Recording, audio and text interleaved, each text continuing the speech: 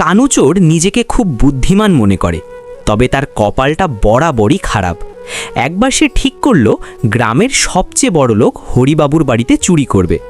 হরিবাবু দয়ালু মানুষ হিসেবে পরিচিত, কিন্তু তার ঘরে প্রচুর সোনাদানা আছে বলে সবার ধারণা। এক অমাবস্যার রাতে কানু মই দিয়ে হরিবাবুর ঘরের জানালা দিয়ে ভেতরে ঢুকল। ঘর অন্ধকার, শুধু একটা টিমটিমে মোমবাতি জ্বলছে। কানু আলমারির কাছে গিয়ে যেই হাত দিয়েছে, অমনি পেছন থেকে এক গম্ভীর আওয়াজ এলো।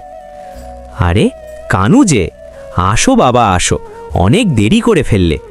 কানু ভয়ে লাফিয়ে উঠল, দেখল হরিবাবু বিছানায় বসে মিটিমিটি হাসছেন। কানু কাঁপতে কাঁপতে বলল, আপনি জেগে আছেন? হরিবাবু শান্ত গলায় বললেন, হ্যাঁ, তোমার জন্যই তো অপেক্ষা করছি। শুনলাম তোমার মা খুব অসুস্থ, টাকার অভাবে চিকিৎসা হচ্ছে না, তাই ভাবলাম তুমি তো চুরি করতে আসবেই, তাই আলমারিটা খুলেই রেখেছি।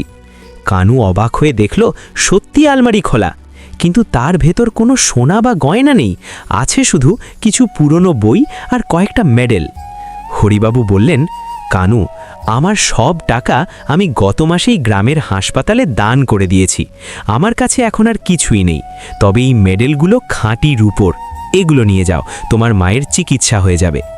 কানুর চোখ দিয়ে জল গড়িয়ে পড়ল। সে চোর হতে পারে, কিন্তু অমানুষ নয়। সে হরিবাবুর পায়ে হাত দিয়ে ক্ষমা চাইল।